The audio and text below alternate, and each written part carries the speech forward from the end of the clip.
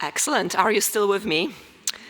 Good. My name is Arina Tamborska. I'm a hospital physician, and I'm also a researcher at the Bennett Institute. And I have a claim to fame, which is that I traveled the farthest distance to give a talk at this year's symposium. So I'm really grateful that you moderated your last night activities to the point that you are still here with us this morning.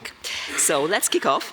That will be short, sweet, and cheerful because this is a tool that has only one main role. It answers a very simple but very important question, which is how frequently are certain events recorded in clinical records in the UK. And it's called OpenCodeCounts, and it's a new baby to the OpenSAFELY family, so please be welcoming.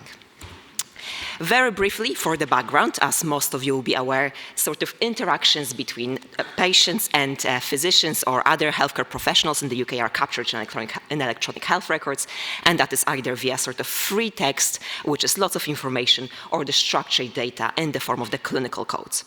In primary care, as we already alluded, we use SNOMED CT classification systems, and that is used by the mostly physicians and other healthcare professionals, so they code directly what happens to the patients.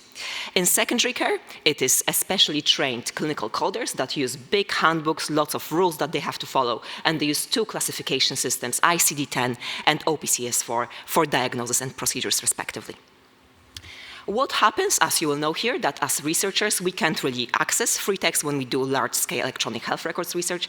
So what we really have to do is that we have to recreate the reality from the clinical codes and try to decipher what happened in real practice to our patients based on those dated clinical numbers.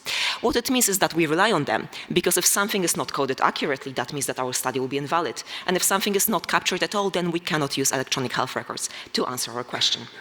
So would it not be nice to know how frequently different events are captured before we set out to do our research? And I hope you can give me some notes. Yes, yes, absolutely. And this is where OpenCodeCounts comes in. OpenCodeCounts, this is the website. If you're on your laptop, you can type it in right now. It's there, it's open, it's free to access. Needs no registration, no permissions. We don't even want your email address, okay? You can just go ahead and use it. It is an R package, and it's also an online Shiny app that is linked to the R package. So you have two options. You can use it on your RStudio. It requires only 3 lines of code to run. I want you to hold me accountable. I will demo them. There'll be 3 lines of code, no more. And if you don't want to do that, you can just go to the website and sort of do click and point on the online Shiny app. The data that OpenCodeCount exposes has been actually available for almost 15 years on the NHS digital websites. The problem is obviously, as with most of those data sets, it comes in sort of very well hidden Excel spreadsheets and under different links in slightly different formats. And obviously, when you're interested in trends over time, because that's what you want to know, you really don't have time to kind of go download and clean all of them and put them in one place. So we've done it for you. It's now ready.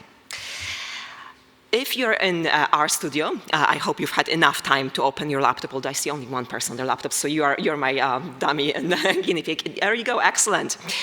In the RStudio, you type one line, which is installation from GitHub.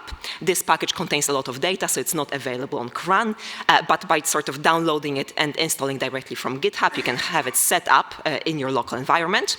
Then, as it is the case always in RStudio, you have to load it, so you put library OpenCodeCounts. And after that, third line of code, you are still counting, you put one of the 3 data sets that you want to use. So here, for example, we are interested in SNOMED. And at that point, the dataset is available for you for analysis. So it gives you every single year, every single SNOMED code that was used at least once in the English electronic health records, its description, and then also the usage, sort of how many times it's been recorded. So from here, you can go into R, do your own bespoke analysis, look for the codes you're interested in. If you want to just sort of have a little browse and have a quick sort of check for one of the codes you're interested in, instead of putting the dataset, you put run up, open bracket, close brackets. And what it gives you is the same thing that would come up on the website. So here is the interface of the app, really simple. Can you see the pointer? Yes, you can, yes? Yep, excellent. So on the left-hand side, you sort of select the data set that you're interested in, so primary care, secondary care, the coding classification systems that I mentioned, the date range, and actually here you can already have a quick glimpse of the data. You can see that in electronic health records in England, there are over 200,000 SNOMED CT codes that you can select from that. They've been used at least once, and they've been recorded, what is this number, about 41 billion times. Moving on, you can check for a specific code. So if you're one of those superhumans that John alluded to, you can just type the number, but obviously, because I hope none of us actually are, you can also search by the term. So for example, anxiety, in the context of giving presentations to people, very appropriate. Moving sort of to the display screen, you can look at the individual codes, and you can then check sort of how trends for all codes that contain the term anxiety in the descriptions, how frequently they have been used, and how that has changed over time. And there have been 185 of such codes ever used, 55 million times. You can change the tabs here, so you can check, you can sort of download all the data that you're interested in. There's the usage table, which kind of summarizes contribution of different codes to the total usage of the category that you're browsing. And we are also connected to OpenCodelists that have been just presented. So if you curated the code list, you want to check how frequently it's used, make sure that there's nothing dodgy going on, you can copy and paste the URL, and you'll get the sort of trends over time in this case. And you can also check that all codes that are in your code list actually have usage data reported, because actually there are quite a few codes that have not been used at all. So 200,000 is actually not that SNOMED has. There are even more. We've written quite a few short articles that you can go and read and check out for yourself. I think that's pretty much all there is to say. I promised you cheap and cheerful, so that is all. You can, go to OpenCodeCounts to check out your area of interest. You can make sure that the variables are sufficiently recorded, pick up on any sort of unusual year-to-year trends, decide on the edge cases based on how frequently different codes are used, whether you want to include them or exclude them, check that your code list captures the expected level of activity, and also you can just have a browse and contextualize results from other data sources. We have a preprint. We also, because I know no one really has time to read long articles, we also have a blog post that has all the same information that preprint, but maybe in just 8 times less words. So pick up the QR code that is of bigger preference to you. I'm not judging.